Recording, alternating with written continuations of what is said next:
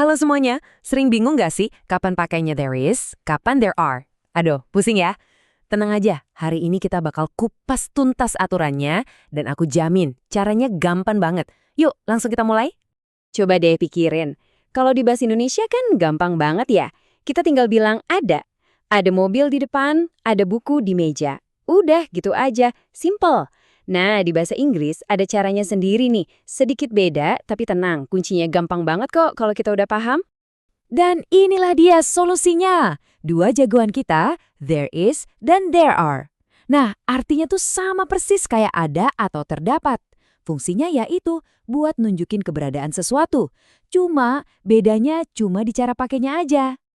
Oke, jadi pertanyaannya sekarang, kapan kita pakai yang is dan kapan yang are? Nah, ini dia rahasianya. Aturannya tuh simple banget, cuma satu. Kuncinya cuma di jumlah bendanya. Itu doang. Coba lihat, bendanya itu cuma satu atau lebih dari satu.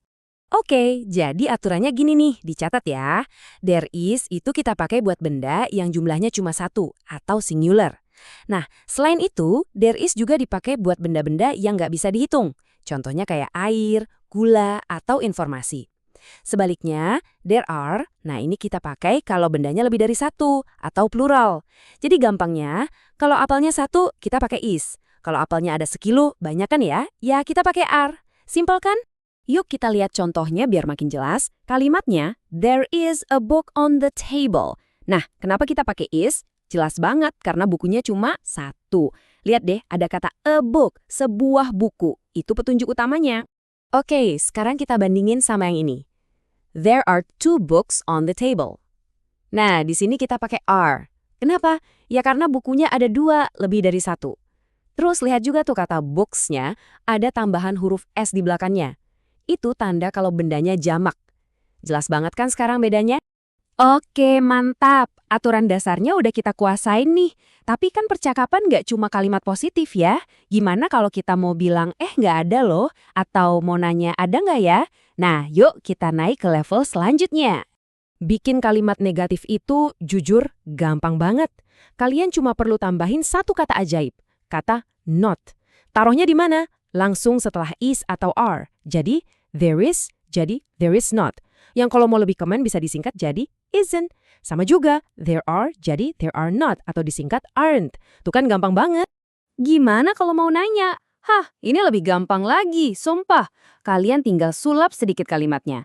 Ambil is atau are-nya, terus pindahin ke paling depan. Udah, jadi deh pertanyaan. Misalnya dari there is a library, tinggal kita balik jadi is there a library? Jawabnya juga simpel. Yes, there is, atau no, there isn't. Beres. Nah, ada tiga kata kecil nih yang jadi pembantu penting. A, an, some, sama any. Ini aturannya ya. A atau an itu pasangannya buat benda yang cuma satu.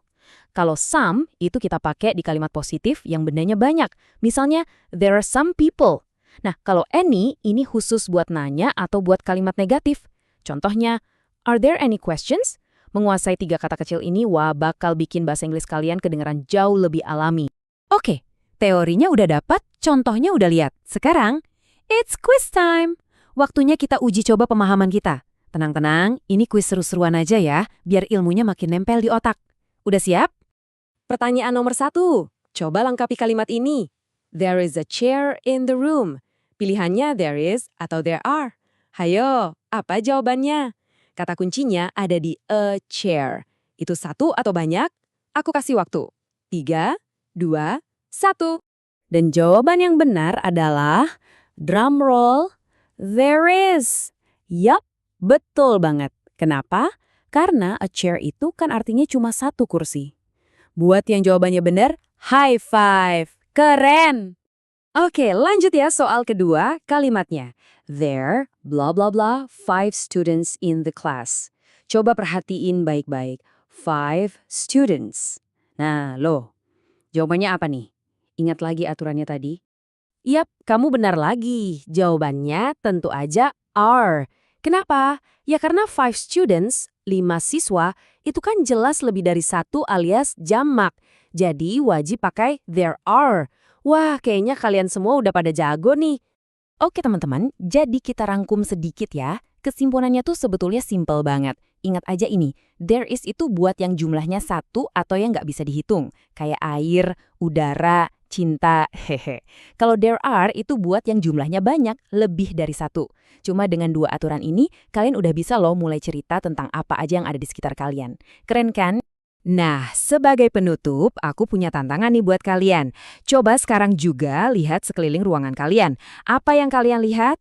Coba bikin satu kalimat pakai there is, dan satu kalimat lagi pakai there are buat ngejelasin apa yang ada di sana. Kalau berani, coba deh tulis kalimat kalian di kolom komentar di bawah. Ingat ya, kunci belajar bahasa itu cuma satu, latihan. Semangat terus ya!